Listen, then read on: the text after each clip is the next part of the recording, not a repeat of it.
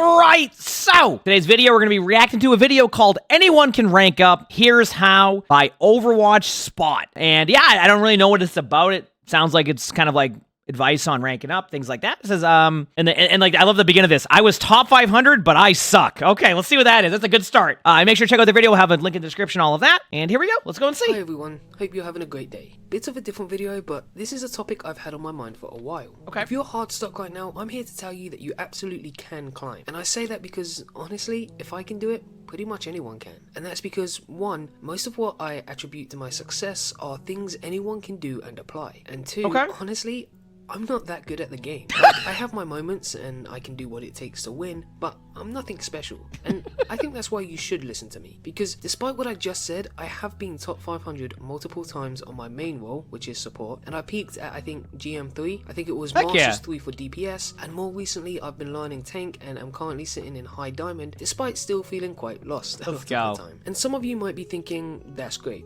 But why don't we just go listen to one of these other content creators who are even higher than you, who are GM on DPS and tank and whatnot. And you know what? You should, because they'll have a lot to teach you that I can't. But I think what I can do is relate to a lot. First of all, you're doing a great job already. I'm loving the vibe of this video. I want to point that out. So I just love that. Yeah, by the way, like I'm not as good as like you want to see there, but like we can climb. I love that. I love that start. That's great. Now you're doing a good job so far. Let's go. A lot of you more than what a lot of them can, in the sense that I'm not somebody who gets to play competitive for a living. I don't spend 10 plus hours a day grinding Overwatch or hyper analyzing the pros and the meta. Now please don't take that as me throwing shade at anybody, because I'm absolutely not.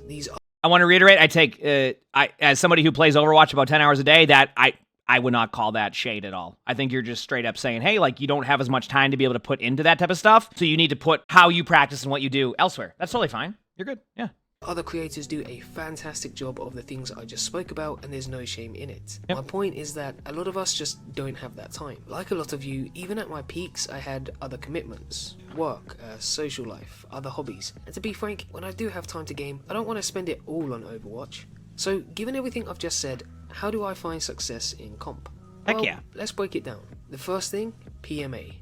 Positive mental attitude. If there's one thing people say to me, it's... I actually don't normally mic up, but it's the first time anyone's been positive in Overwatch in about a week. In about a week? Literally like the most positive guy I've ever met in Overwatch. I've never heard someone so positive play Overwatch. That's very positive, thank you. I appreciate you, brother. I love you too, homie. How are you so positive? Why are you so positive? How the f are you so positive? A lot of people carry their tilt. Dude, oh man, I haven't seen these questions before. I love that. I like, it always feels good when you get that reaction from your teammates, because it means that like you're having an impact that's not just like your aim, right? From one game into another. A lot of people, somewhat understandably, go into a game with very negative expectations. They expect their teammates to be toxic, selfish, and, well, to phrase it how they do, stupid. The thing is, a lot of the time, you're going to be right. But I also think that a lot of the time, you're creating your own reality in that regard. Because your preconceptions are this actuality. And I think this is why we often see even rational people break down into arguments over seemingly nothing. You expect your teammates to be toxic, so when they make a comment, you read it as toxic, even if that isn't how they intended. Something as simple as swap Winston turns into, oh, you're blaming me? You think I'm a bad Winston? Well, maybe I'd be doing a better job if I got some heals. Now suddenly their tank has no heals, the supports have no pills, and the DPS have no space. I just suck at Likewise, Winston, if you expect your teammates to be bad, you're going to hyper-focus on when they make a bad decision, and your confirmation bias is going to have you saying, see, why do I always get these dog boys? It's actually funny because I talk about that sometimes, where like I'll get into a rank game and like people will like hyper focus on something. Like, you ever get into a game where you load in and somebody's like, the Mei has one bad Mei wall? Right? Actually, there's two examples I want to give here. You ever get into a game where like your teammate has like a bad Mei wall, and like the rest of the game, no matter what your Mei does, one of your teammates is hyper focused on everything they're doing. Like they're already past the point of focusing on what they can do that game. They're just so mad at this one like particular play. So there's a second point I had, I already forgot it. But that's an example I see sometimes where like players just like, they'll just hyper focus on somebody having one bad play and that's it the rest. Oh, okay, another one is, ever get into a game where you have two people who like are good at like a hero. Like they both play, I don't know, Genji. And one of them wants to play Genji and one of them plays Genji. And the whole game, the other person is like, oh, I would have done that better. What are you doing? Genji, come on, what are you doing? It's like, you're so focused on telling this player they're not playing the way that you think you would play Genji, that one, you don't even know how you would play Genji in the same situation. And two, you're so focused on that, you're not able to help elsewhere, right? So it's, I see that happen a lot. So yeah, I just wanted to add to that point where I see it happen in ranked. What are teammates? What I find interesting is that I'm very much a man who counts his blessings, and so I don't focus on when my team makes mistakes. Instead, I celebrate their good plays, and I find that the more I do that, the more I notice it happening. Suddenly, I feel very blessed to have the teammates I do. So, positive mental attitude. Don't expect bad things to happen.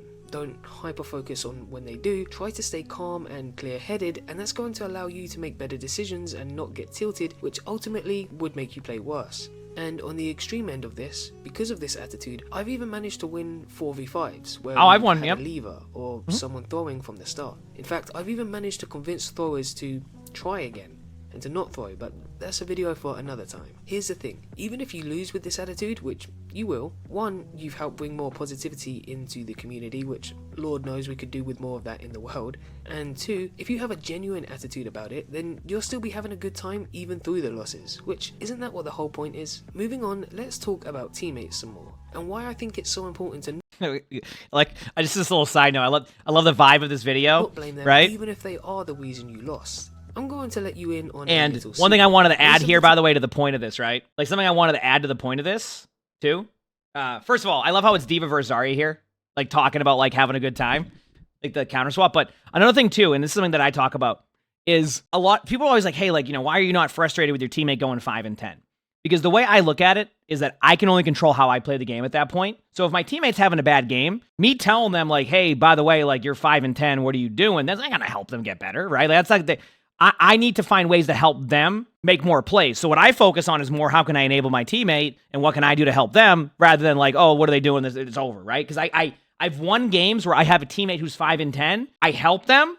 They finish the game 14 and 11, but like they end up finishing strong and winning the game because you're not so hyper-focused on what they're doing. So that's something that I always try to do, is like focus on what I can control, because like unless I'm in a 5 stack, you're going to have players, different teammates every game. People who are just a lot of different variations of teammates. So I have to adapt to that each game. And if I get so frustrated at every single person every game, then I'm just like, that's not going to, you know, again, I do want to point out, feeling the emotion of like being frustrated when playing, etc. That's totally, that's fine, right? Like that's going to happen. Like it's going to be frustrating if you're like, hey, they have this and your teammate decides to go in high noon, but like what you can focus on is what you can do next, rather than like, oh, we'll just worry about that for the next 7 minutes and just get angry about that. That's kind of just the approach that I'll take when I'm playing ranked. It's been a good video so far because it kind of explains some of that stuff, you know?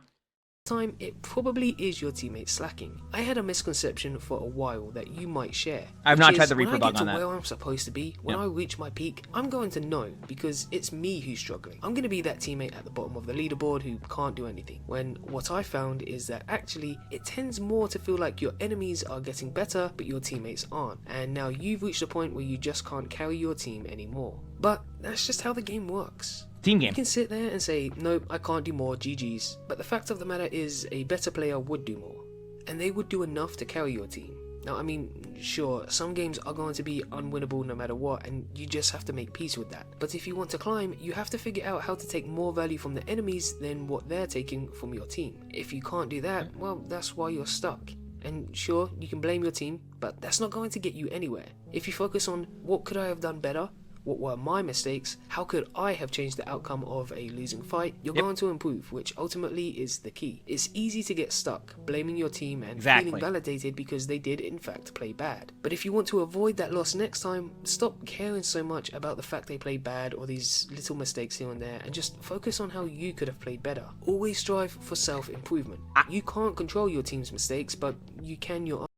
I mean, what else? I mean, this is my first time watching the video. I mean, that's what I'm saying. Like, that's what you focus on, is like how you can improve and do that, like rather than worrying about that stuff. It helps a lot, which is, it's just cool to hear that, because we just a minute prior to that, you know what I mean? Like, and the sooner that you focus on that, the quicker you'll improve. Here's my next thing. When things do get tough, ask not for your team to do more. Instead, what more can you do for your team. So I just spent a portion of the video talking about not focusing on your teammates' mistakes, right? Which I stand by in the sense of someone makes a bad play, it's whatever, get over it. Don't sit there going, my Genji's so bad, or typing their KD in the chat. But if you are noticing a serious problem with a teammate, it might be useful to ask why and if it's something you can address. I could not tell you how many times I've seen a person blame their team when they were quite clearly the issue. So ask yourself, my DPS are getting diffed. Now maybe it is just that, the enemy DPS are just better. Or maybe you're actually not making any space on tank. Nothing is more frustrating than a tank who refuses Very well to done push video, by the way, I and gotta admit. expect Like, their it's DPS to pop off when they don't even have room to breathe. On the other hand, a lot of people refuse to coordinate with their tank. Don't get mad at your tank for not creating space if you're not making any attempt to follow up, or if you're on support, just not supporting the tank. I mean, you want them to peel for you, but you won't play in a way that supports them. In order for our allies to do their job, we must do ours. So next time your team is struggling, it's worth asking if you really are doing yours. And you know something else? If you take care of your team, they are more likely to want to take care of you. Someone's back as well, so be careful. Ugh, get off my honor! time for a nano. Time for a nano. You good? Ah, there it is. Nice. GG's, guys. Oh, that's Okay, awesome. So this next point is something that I think a lot of people need to hear, but it's really simple. Stop taking things personally, even if they make it personal. People have a tendency to get offended if you ask them to switch. The thing is, a lot of the time, it's not because they think you're bad at that hero, it's just they think you can get more value elsewhere. You might be a great Zarya player, but we could really use a dive hero for that Widow. You might be a really good Genji, but even great players need to switch sometimes, especially if they're being counted hard enough. And I get it, there's that knee-jerk reaction, if you have been playing well, where you'll be like, wait, what? Me? Why me? I've been playing good. I've been getting a lot of value. Then you check the scoreboard and see that the person who asked you to switch is like 8 and 12. The thing, And I want to point out here, because I'm sure this point will be made. The reason why like you end up doing that, where like sometimes people, I don't know if anybody's ever like, and I think it's the approach that you take with this when you type that you want like a swap. How often do you see somebody just type tank swap? And like, I'm sure people in chat have probably done that. And like, you don't have like a bad intention with that. You're just like, hey, we need to swap this. But like, what can help, by the way, is this that I found is like, hey, like Tank, can you go this hero because I'm struggling against this? That's it, right? Like, it's not like, hey, just swap, you suck. It's, can you swap because I'm struggling against this? Like, I need help with that, right? So like I said, like people will type that swap and they're not doing it like to be mean to you sometimes, like obviously some people do it like, to be mean about it. But like the point I'm making is sometimes if you just add that extra little bit there, it can be super helpful. Like if I play games where like I'm playing D.Va and I'm playing really well, and my teammate's like, hey, can you swap Winston? I'm like, I'm playing D.Va well. Yeah, I can go Winston for you. But in reality, what was happening is like I was playing well on D.Va, but maybe a Zarya was running them down. And like they need me to go Winston to help against Zarya. So what I'm doing now is, even though I was playing really well on D.Va, the Winston's gonna help the rest of my team and we just win. So it's one of those things where like it can just be just like explaining like what is happening, like because a lot of the time when I want somebody to swap, it's not because, and you know me, I don't usually ask for swaps, but like if I need a swap, it's not because like I'm like, oh, my teammate is just playing this hero horrible. It's like I just can't. I need help here. Like an example of this as a tank player is if the other okay, you have a Genji and a Cassidy. I'm just giving you examples, and they have a Mei and a Cassidy, right? And you're just like, oh, we're doing well, but like this Mei wall is causing a problem. Like instead of me going like DPS swap, I can be like, Genji, could you, if you're able, can you go Mei? I just need help here. Like I can't play this. I might have to swap. I don't know what I need to go. So like you see like the different approach there, right? Where like I'm explaining why I need the help, not being like you suck at Genji. It's just like their Mei is just walling me off and I just need some assistance here, right? But then what if they ask you to swap instead? I mean, guess you're swapping. Good luck. thing is, I'm not saying that it's always a good idea to switch, but my point is that whether it's switching or being asked to heal more or something else, whatever it may be, don't take it personally and try to not tilt, because that teammate could be 8 and 12 but also be absolutely right that changing would be better for you. It's possible that you've been getting a lot of picks on, say, Moira, when really we could use anti-nade for the enemy tank, or that you've been pumping out so I'm going to give a side note to this too, by the way. This is also a thing. As I've gotten older, I'm way less like, and it's funny because like sometimes it can go the opposite way too. I just kind of like, I'm always open to like suggestions from my teammates, because I've learned, something I've learned for me personally is that I'd rather try an idea And if it doesn't work, at least I know it works. But if I don't try some of the ideas that people are like, hey, try this. Can we try this?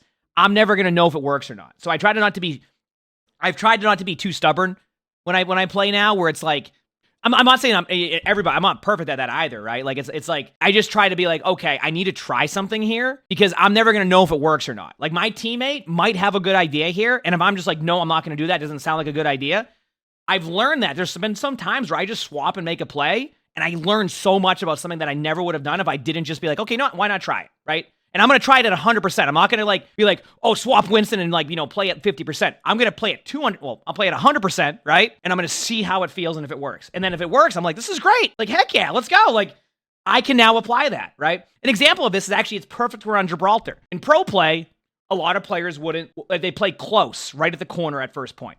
Right where the bridge is. You know what I'm talking about on Gibraltar? Like right where the bridge is? I wouldn't play there ever in ranked because I'm like, in ranked, like I don't know if my teammates will keep me up here because I know it works in pro play. Eventually someone's like, hey, can you play the corner? I'm like, you know what? Let's do it. Now I play the corner on Gibraltar every single time. But if I didn't adjust that play style or like actually start to do that, then I would never be able to hold the first point of Gibraltar the way that we do now because I never would have made that adjustment. Now I did and it works out well, right? So much heals, you can't believe this person is asking for you to heal them, when the truth is you've been so tunnel visioned pumping out all of those heals to everyone else, you actually neglected that one ally. And like I said, people are rude. Well, corner right here, this is like right below the bridge. See where this bridge is? In pro play, you'll see a lot of like dive tanks hold the corner right in the bottom right, like right down there. See the bridge right here where the Winston's at?